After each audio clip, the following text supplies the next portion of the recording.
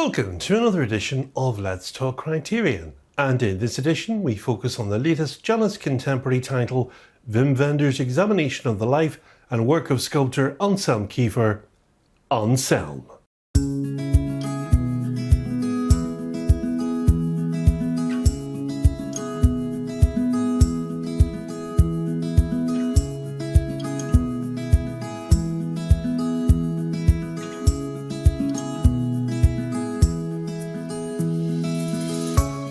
For the last few years, German veteran director Wim Wenders has pursued a quixotic project of flying the torch for 3D art cinema, in both fiction and documentary, to varying success.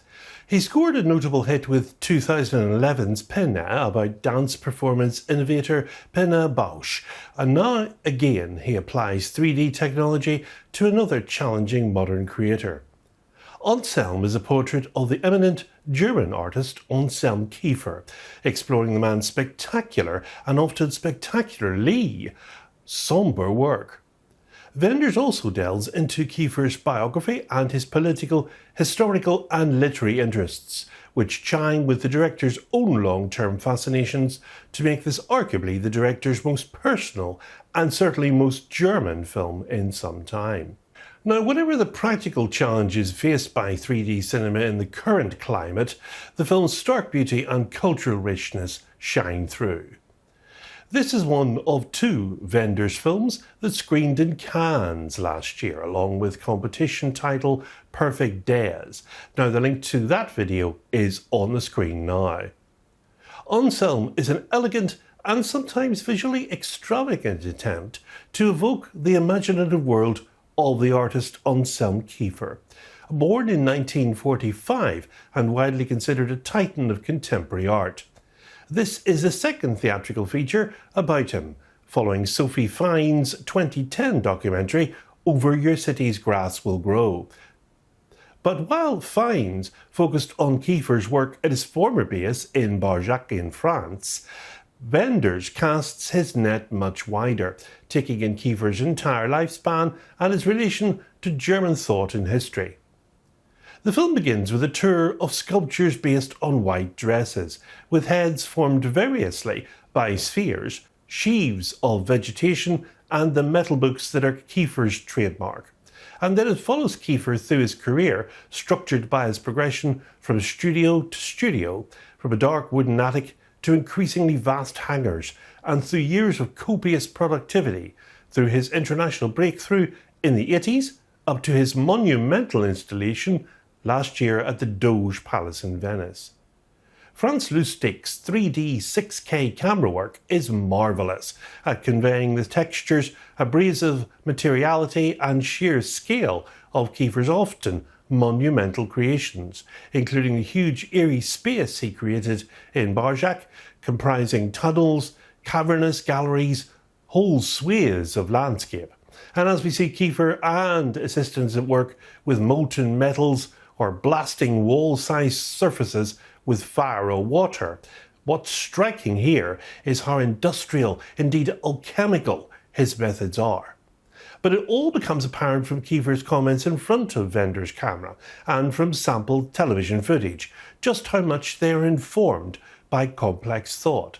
The film emphasises Kiefer's debt to three major modern German writers, that's philosopher Martin Heidegger and poets Paul Celan and Ingeborg Bachmann.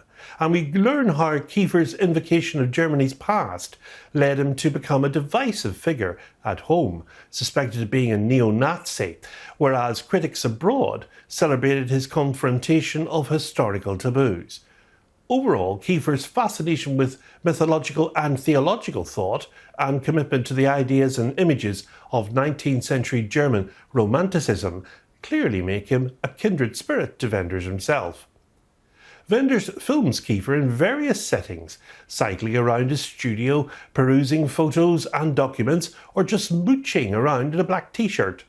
But even while Kiefer elaborates articulately, if somewhat obtrusively, on his ideas, the artist seems too introspective to emerge on screen as a truly characterful figure, his physical being somehow being eclipsed by his austerely expansive mind. The film attempts to bring us closer to him by dramatising moments from his past. He is played as a younger man by his own son Daniel Kiefer, not surprisingly a dead ringer to him, and as a child by the director's grandnephew Anselm Wenders. Some of these sequences are highly evocative, but few involving the boy, notably his wonder-struck exploration of an historic palace, verge uncomfortably on kitsch.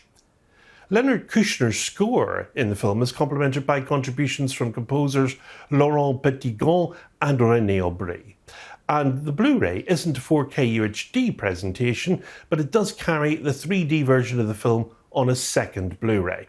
And that's a good move, as a 3D version would still be popular with some who still have 3D compatible televisions and players, and that is how Wenders intended it to be seen originally in the theatrical screenings. This is very much an art-oriented release, nothing wrong with that of course, as I often find that shift of focus from fiction to non-fiction very enlightening. And that's what I particularly like about Wenders, that he has that sensibility as a filmmaker. And it's easy for films about the importance of creativity to present it as a purely generative act. But Wenders carves out space to show how destruction can also be part of the artist's practice. We see Kiefer using flamethrowers, for instance, to torch and distress his materials, and experience the brutal beauty of molten metal destroying the surfaces Kiefer ladles it onto. Plenty of terrible crimes against cinema have been committed in the name of immersive art, but this focus on material helps Anselm to feel immersive in the best sense possible. The stereoscopy and sharp focus push our noses into the physical texture of the work while watching in 3D, while also pulling us forwards and backwards through time. It's all rather overwhelming, in fact, and appealingly tactile, with the rendering of the archival footage into 3D a particular coup. Only by the end of the film do we gain a full sense of the echoes and leitmotifs threaded throughout, and it would be handsomely repaying repeat viewings. As is usual with the Janus contemporary title, it only has a trailer and meet the filmmaker interview with Wim Wenders. The film has a running time of 93 minutes and it's in colour and black and white and in aspect ratio of 185:1, that's widescreen, and in German and English. Wenders is now 78 years old and shows no signs of slowing down as a filmmaker. Wim Wenders made his inaugural visit to Istanbul as the guest of honour at the 43rd Istanbul Film Festival in collaboration with Mubi. And on April the 26th, 2024, he received the Cinema Honorary Award from artist Zufo Livaneli. And the following day, Wenders himself presented actor Koji Yakusho with the festival's Cinema Honorary Award for his role in Perfect Days. In Anselm, Wenders traces the arc of Anselm Kiefer's career, provoking an engagement with creativity throughout the senses, the intellect and the spirit. In the next edition of Let's Talk Criterion, we have the 1993 Chen Kaiga film, Farewell My Concubine, coming to the collection on 4K UHD. So until then, from me, it's goodbye, and above all, good Criterion viewing.